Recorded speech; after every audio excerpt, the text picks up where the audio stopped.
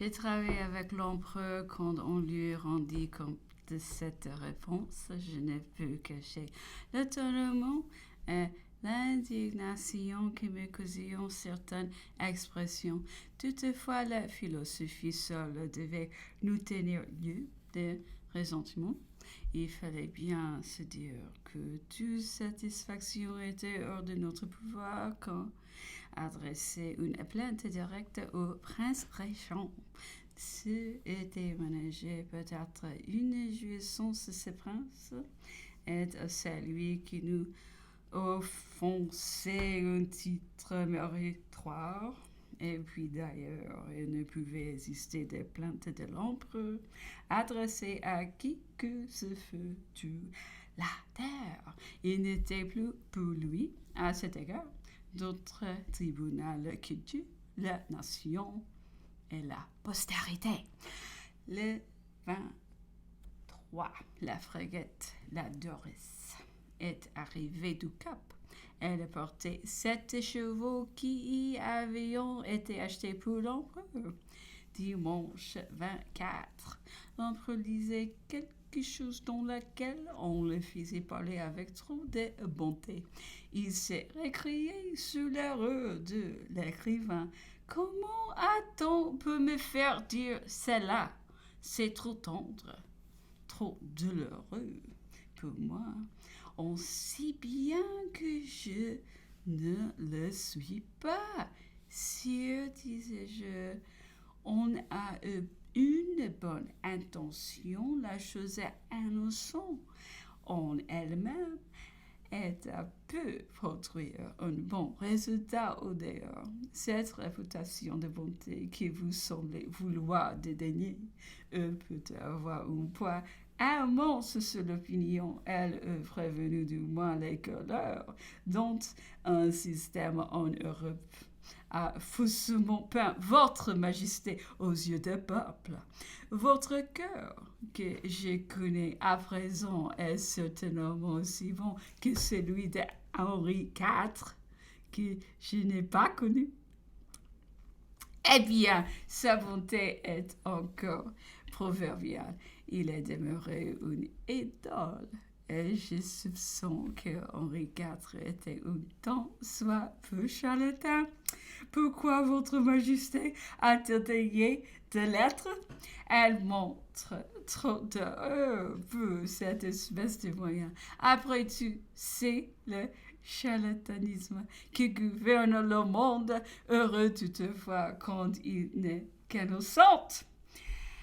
L'empereur s'est mis à rire de ce qu'il appelait mon verbiage. Mon cher, qu'est-ce que la popularité? La débonnairité, disait-il, qui fut plus populaire, plus débonnaire que le malheureux Louis XVI. Pourtant, quelle a été sa destinée? Il a péri. C'est qu'il faut servir dignement le peuple et ne pas s'occuper de lui plaire. La belle manière de le gagner, c'est de lui faire du bien. Rien n'est plus dangereux que de le flatter s'il n'a pas ensuite tout ce qu'il veut. Il s'irrite et pense qu'on lui a manqué de parole. Et si alors on lui résiste, il est d'autant plus qu'il se dit trompé. Le premier devoir du prince, c'est doute et de faire ce que veut le peuple, mais ce que veut le peuple n'est presque jamais ce qu'il dit. Sa volonté, ses besoins doivent se trouver moins dans sa bouche que dans le cœur du prince. Tout ce système peut ensuite se soutenir, celui de la débonnairité comme celui de la sévérité. Chacun a ses avantages et ses inconvénients. Tout se balance dans ce bas monde que si vous me demandez à quoi on peut me servir mes expressions et mes formes sévères, je répondrai à m'épargner de faire ce dont j'ai menacé. Quel mal après tout ai-je fait? Quel sang ai-je versé? Qui peut se vanter dans les circonstances où je me suis trouvé, qu'il eût fait mieux. Quelle époque de l'histoire semblable à mes difficultés offre mes innocents résultats? Car que me reproche-t-on? On a saisi les archives de mon administration et de me remettre de mes papiers que t'ont eu à mettre au grand jour. Tous les souverains dans ma position au milieu des factions, des troubles, des conspirations, ne sont-ils pas entourés de meurtres et d'exécutions? Vous voyez pourtant quel a été avec moi le calme subi de la France. Cette marche vous étonne, continua-t-il en riant. Vous qui parfois montrez la douceur et la naïveté d'un enfant. Et me voilà, dans ma propre défense, soutenant vivement à mon tour que tous les systèmes pouvaient avoir leur avantage. Tout homme, que venais-je, doit s'écrier sans doute un caractère par l'éducation, mais il faut qu'il impose le passeur, celui qui lui a donné la nature. Autrement, il court le risque de perdre les avantages de celui-ci sans obtenir ceux de caractère qui voudrait se donner, se ferait n'être plus qu'un instrument qui faiserait sans cesse le goût de la vie de chacun doit être après tout le résultat évident, le vrai jugement de son caractère, le vrai jugement.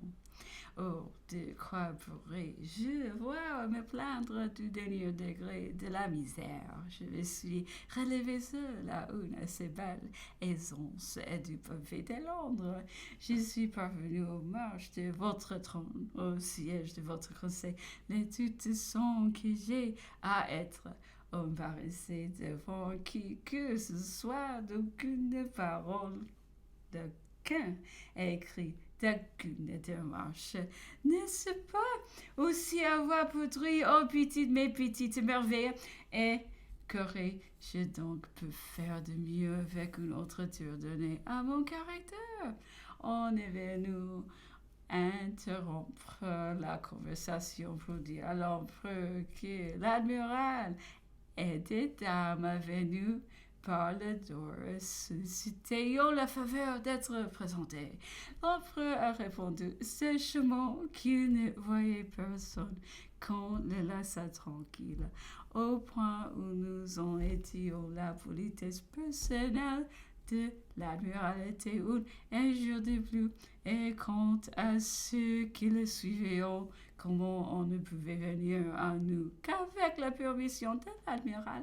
L'empereur ne pouvait accorder qu'on fît aussi les honneurs de sa personne. S'il était au secret, il fallait qu'on le signifiât. S'il n'y était pas, il devait voir que bon lui semblait sans l'intervention de personne. Il ne fallait pas surtout qu'on s'égarât en Europe de l'intérêt de toutes sortes d'égards et de respect quand on ne arrivait que d'inconvéniences et de caprices. L'empereur sortit à 5 heures et s'est promené dans les jardins. Le général-colonel de 53e régiment est venu l'y trouver. Elle lui a demandé la permission de lui présenter le lendemain son corps d'officier. L'empereur l'a accepté pour 3 heures. Demeurés seuls, nous deux, l'empereur a prolongé sa promenade et s'est arrêté devant une des plates-bandes à considérer une fleur. Elle m'a demandé si ce n'était pas là un lit. Son était un magnifique. Après le dîner, durant notre reversi, accoutumé dont l'empereur commençait de reste à se fatiguer. Où croyez-vous, m'a-t-il dit tout à coup qu'il soit en ce moment? Madame de Las Casas est là, si lui, et j'ai répondu, ah, Dieu le sait.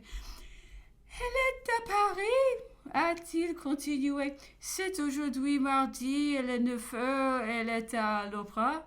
Non, sire, elle est trop bonne femme pour être au spectacle quand je suis ici.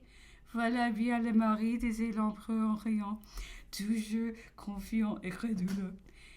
Puis passant au général Gorgo, il a plaisanté de même sur sa mère et sa sœur. Celui-ci s'en attristant beaucoup et ses yeux s'émouillant. L'empereur, les regardant des côtés, disait d'une manière charmante, n'est-ce pas bien méchant à moi, bien barbare, bien tyran de toucher ainsi des cordes si tendres. L'empereur me demandait ensuite combien j'avais d'enfants, quand et comment j'avais connu Madame de las Casas. Je lui répondais que Madame de las Casas était ma première connaissance dans la vie, que notre mariage était une nœud que nous avions lié nous-mêmes dans notre enfance, et que pourtant il avait fallu la plupart des événements de la Révolution pour pouvoir l'accomplir. Lundi 25, l'empereur qui avait pas été bien levé a continué d'être indisposé et a fait prévenir qu'il ne pourrait pas recevoir des officiers du 53e ainsi qu'il l'avait fixé vers le milieu du jeu. Il m'a fait appeler et nous avons relu quelques chapitres de la campagne d'Italie. J'ai comparé celui de la bataille d'Arcola à une chante d'Iliade. Quelque temps avant l'heure de dîner, nous nous trouvions réunis autour de lui dans sa chambre. On est venu nous dire qui nous étions servis. Il nous a renvoyés. Je sortis le dîner. Il m'a retenu. Restez, m'a-t-il dit. Nous dînerons ensemble. Nous sommes les vieux. Laissons aller les jeunes. Nous tiendrons compagnie. Puis il a voulu s'habiller, ayant l'intention, disait-il, de passer dans le salon après son dîner. En faisant sa toilette, il a passé sa main sur sa cuisse gauche, où se voyait un trou considérable. Il y enfonçait les doigts en me le montrant significativement, et voyant que j'ignorais ce que ce pouvait être, il me dit que c'était le coup de baïonnette qui avait failli lui coûter la cuisse au siège de Toulon. Marchand qui l'habillait s'est permis d'observer qu'on le savait bien à bord du Northumberland qu'un des hommes, l'équipage, lui avait dit lorsqu'on arriva que c'était un Anglais que le premier avait blessé notre empereur. L'empereur, prenant alors ce sujet, disait qu'on avait généralement admiré et prôné le rare bonheur qui le tenait comme invulnérable au milieu des temps de bataille. Et l'on était dans l'horreur. Ajoutait-il seulement, j'avais toujours fait le mystère de Dieu m'étranger. Et il a raconté qu'il avait eu 3 chevaux tués sous Louis au siège de Toulon, qu'il en avait eu plusieurs tués ou blessés dans ses campagnes d'Italie, 3 ou 4 au siège de Saint-Jean d'Acre, qu'il avait été blessé maintes fois, car la bataille de Ratisbonne, une balle qui avait frappé le talon, car celle d'Essling ou de Wagram, je ne saurais dire laquelle un autre coup de feu lui avait déchiré la botte, le bas et la peau de la jambe gauche. En 1814, il avait perdu un cheval et son chapeau à Orcy-sur-Arbre, où dans son voisinage, et après le combat de Brienne, en rentrant le soir à son quartier général, triste et méditatif, il se trouva chargé inopinément par des Cosaques qui l'avaient passé sous le derrière de l'armée. Il en repoussa une de la main Elle se vit contrainte de tirer son épée pour sa défense personnelle. Plusieurs de ses cosaques feront tuer à ses côtés. Mais ce qui donne un prix bien extraordinaire à cette circonstance, disait-il, c'est qu'elle se passa auprès d'un arbre que je considérais en cet instant, que je reconnaissais pour être celui au pied duquel durant nos récréations, à l'âge de 12 ans, je venais lire la Jérusalem délivrée. C'était donc là que Napoléon avait approuvé sans doute les premières émotions de la gloire. L'empereur répétait qu'il avait été trop souvent exposé dans ces batailles, mais on les taisait toujours avec le plus grand soin. Il avait recommandé une fois pour toutes les silences le plus absolu sur toutes les circonstances de cette nature. Quelle confusion, quel désordre nous ont pas résulté de plus léger bruit, de plus petite, toute touchant mon existence, disait-il. À ma vie serait attachée le sort d'un grand empire. Toute la politique, elle est destinée de l'Europe. Cette habitude du reste de tenir ces circonstances secrètes faisait, ajoutait-il, en ce moment qu'il n'avait pas songé à la relater dans ses campagnes, et puis elle était aujourd'hui presque hors de sa mémoire. Ce n'était plus guère, disait-il, que par hasard. Et dans le cœur de ces conversations qu'elles pouvaient lui revenir.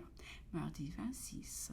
L'empereur a continué d'être indisposé. Un des Anglais, dont la femme avait été refusée hier à la suite de l'admiral, est venu me rendre visite ce matin dans l'intention d'essayer une nouvelle dernière tentative pour parvenir à Napoléon. Cet Anglais parlait très bien le français, ayant demeuré en France pendant toute la guerre. C'était un de ceux connus dans le temps sous le nom détenu, et de ceux qui venus en France comme voyageurs se trouveront arrêtés par le premier consul lors de la rupture du traité d'Amiens en représailles de ce que le gouvernement anglais avait, suivant la coutume, saisi nos bâtiments marchands avant de nous déclarer la guerre. Cette circonstance causa une longue et vive discussion entre les deux gouvernements et empêcha même, durant toute la guerre, un cartel d'échange. Les ministres anglais obstineront à ne vouloir pas regarder leurs compatriotes arrêtés comme des prisonniers, dans la crainte que ce ne fût une renonciation implicite à leur espèce de droit de piraterie. Toutefois, cette obstination de leur part valut une longue captivité à leurs compatriotes. Ils ont été retenus en France plus de 10 ans. C'était l'absence du siège de Trèves, aussi longue, aussi pénible, mais moins glorieuse.